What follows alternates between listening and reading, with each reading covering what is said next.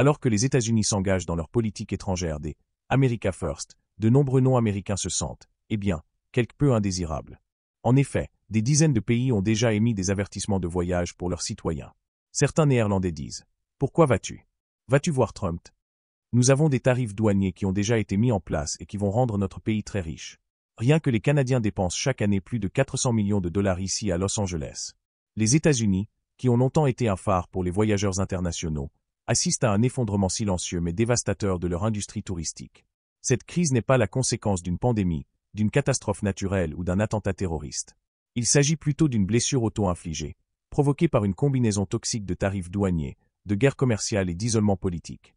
Alors que les marchés touristiques mondiaux se redressent avec vigueur, le secteur touristique américain, autrefois prospère, perd des milliards de dollars, élimine des emplois et s'efface en tant que destination mondiale. Ce n'est pas simplement une récession, c'est une crise systémique avec des conséquences économiques et culturelles profondes qui exigent une attention urgente. En 2025, il est projeté que les États-Unis perdront plus de 12 milliards de dollars en dépenses des visiteurs internationaux, une chute spectaculaire par rapport aux 181 milliards enregistrés en 2024, ramenant le total à moins de 169 milliards. Cette diminution ne reflète pas une baisse de la demande mondiale de voyage, bien au contraire.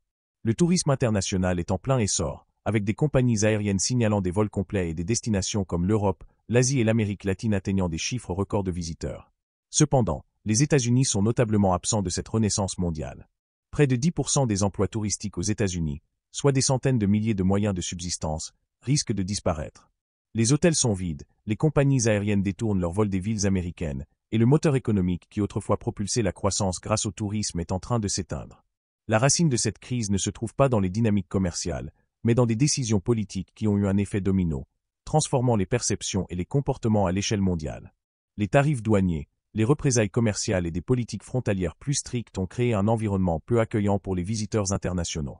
Les conséquences sont claires. Lorsque des sanctions économiques sont imposées à des alliés et partenaires commerciaux, ceux-ci ne répondent pas seulement avec des tarifs de représailles, ils cessent tout simplement de visiter. Cet essai analyse les causes, les conséquences et les solutions possibles à ce désastre en cours, examinant l'interaction entre économie, diplomatie et perception humaine qui a conduit le tourisme américain à une crise sans précédent. Les chiffres racontent une histoire sombre. En 2019, les visiteurs internationaux ont injecté plus de 230 milliards de dollars dans l'économie américaine, stimulant les entreprises, des grands centres urbains aux petites villes. La pandémie a interrompu ce flux, mais alors que d'autres nations se sont déjà relevées, les États-Unis continuent de régresser.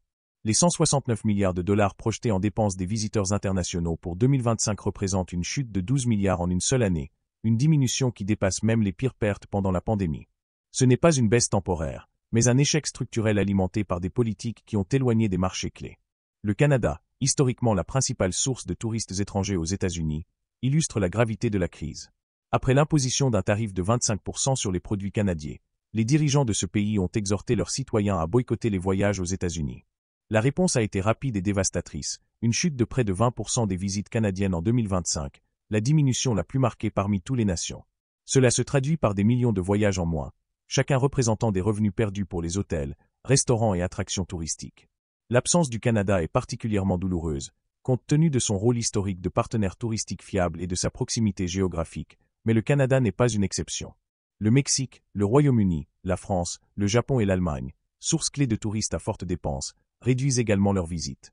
En général, on s'attend à ce que les arrivées internationales aux États-Unis chutent de près de 9% cette année, soit une perte de 12,5 milliards de dollars en dépenses directes.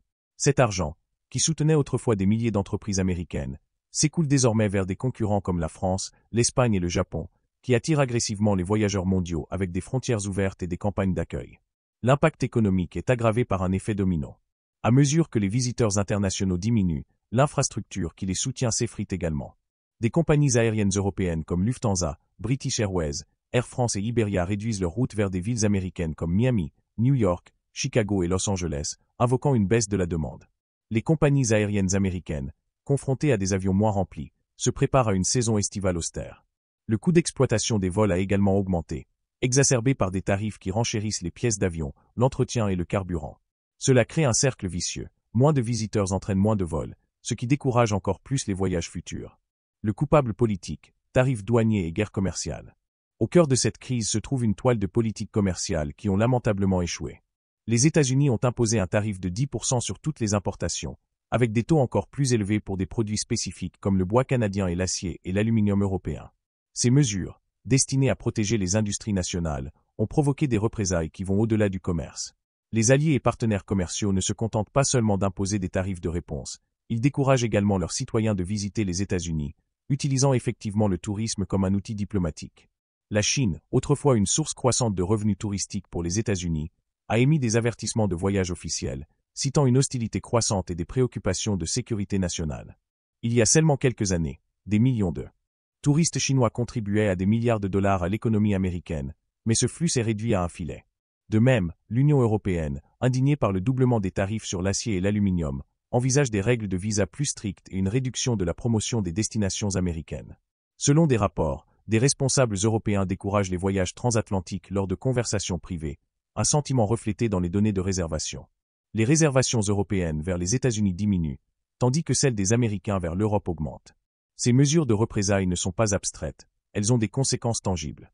Par exemple, les avertissements de voyage du gouvernement chinois ont dissuadé des millions de visiteurs potentiels, tandis que l'appel du Canada à éviter les vacances aux États-Unis a drastiquement réduit le tourisme transfrontalier. La réponse de l'Union européenne, bien que moins explicite, est tout aussi dommageable, car la réduction du marketing et les nouvelles restrictions de visa érodent l'enthousiasme européen pour les destinations américaines. Ce changement de sentiment n'est pas seulement économique, il est émotionnel, enraciné dans une perception croissante que les États-Unis ne sont plus une destination accueillante. La barrière frontalière, problème de visa et peur d'entrée. Aux effets de la guerre commerciale s'ajoute une politique frontalière qui a rendu l'entrée aux États-Unis de plus en plus difficile. Les délais d'attente pour obtenir des visas se sont allongés, les exigences de prise d'empreintes digitales se sont durcies, et les protocoles d'entrée sont devenus imprévisibles. Les visiteurs étrangers font désormais face à la possibilité réelle d'être détenus, interrogés ou refoulés, même avec des documents valides. L'Allemagne et l'Espagne ont mis à jour leurs alertes de voyage pour avertir qu'un visa ne garantit pas l'entrée. Le Canada, autrefois un modèle de transit frontalier fluide, met désormais en garde ses citoyens contre des contrôles prolongés et des retards aux douanes. Ces barrières ont un effet dissuasif. Les voyageurs, confrontés au choix entre un processus d'entrée stressant aux États-Unis et une expérience fluide à Paris, Tokyo ou Barcelone, optent pour cette dernière. La réputation des États-Unis comme destination accessible et sans complications disparaît, remplacée par un récit de suspicion et d'obstacles bureaucratiques. Même des marchés spécifiques, comme le tourisme de naissance, ont été ciblés par des politiques restrictives, l'administration Trump promettant de refuser des visas à ceux soupçonnés d'entrer pour accoucher.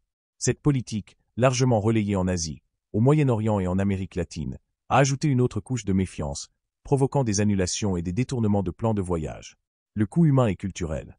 La chute du tourisme n'est pas seulement une perte financière, c'est une tragédie humaine et culturelle. Les petites communautés dépendant du tourisme portent le fardeau de la crise. À Sault-Sainte-Marie, Michigan, une ville frontalière fortement dépendante des visiteurs canadiens, les réservations hôtelières ont chuté de plus de 70% en 2025. Les motels familiaux, les boutiques de souvenirs et les restaurants risquent de fermer, menaçant les moyens de subsistance de communautés entières. À Flagstaff, en Arizona, une baisse de 15% des visiteurs étrangers a forcé l'Office local du tourisme à implorer les touristes nationaux pour combler le vide. Las Vegas, icône mondiale du tourisme, voit des groupes entiers d'Europe et d'Asie disparaître, laissant les opérateurs de bus, les guides touristiques sans emploi et les casinos avec moins de joueurs à gros enjeux. Ces pertes érodent plus que les revenus, elles usent l'identité américaine. Le tourisme n'est pas seulement un moteur économique, c'est un pont culturel qui présente les États-Unis comme une terre d'opportunités, de diversité et d'hospitalité. Lorsque le monde cesse de visiter, l'image mondiale de l'Amérique en pâtit.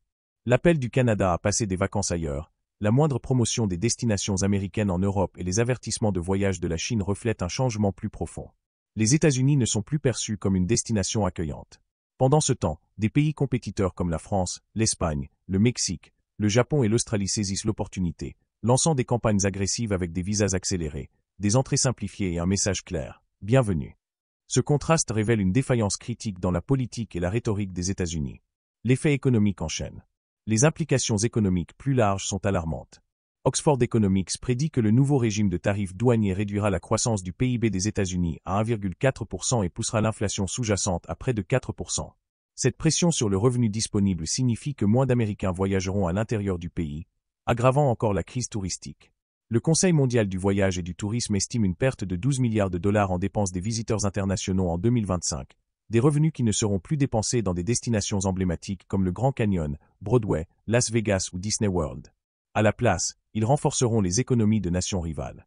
L'industrie touristique, qui soutient des millions d'emplois, est particulièrement vulnérable.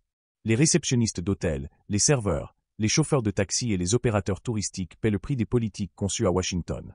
La projection d'une perte de 10% des emplois dans le secteur se traduit par des personnes réelles, des familles, des propriétaires de petites entreprises et des communautés luttant pour survivre. Le déclin des vols internationaux aggrave encore le problème, car une connectivité réduite isole les villes américaines des marchés mondiaux. Une voie à suivre. Cette crise n'est pas inévitable. Des solutions existent, mais elles nécessitent des actions audacieuses et un changement de mentalité. Tout d'abord, les politiques de visa doivent être réformées pour réduire les délais d'attente et simplifier les processus d'entrée. Un système de contrôle frontalier plus fluide peut restaurer la confiance des voyageurs internationaux. Ensuite, il faut réparer les relations commerciales. La diplomatie, et non la confrontation, peut rebâtir la confiance avec des alliés comme le Canada et l'Union européenne, favorisant une promotion touristique mutuelle. Enfin, les États-Unis doivent redécouvrir leur hospitalité, contrecarrant le récit d'hostilité avec des campagnes qui mettent l'accent sur l'ouverture et l'accueil. L'enjeu est de taille.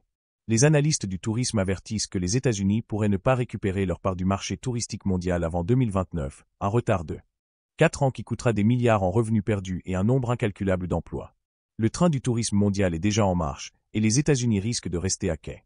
En s'attaquant aux causes profondes en tarifs douaniers, politiques frontalières et erreurs diplomatiques, le pays peut reclin sa place de destination touristique de premier plan, mais il faudra plus que de la rhétorique.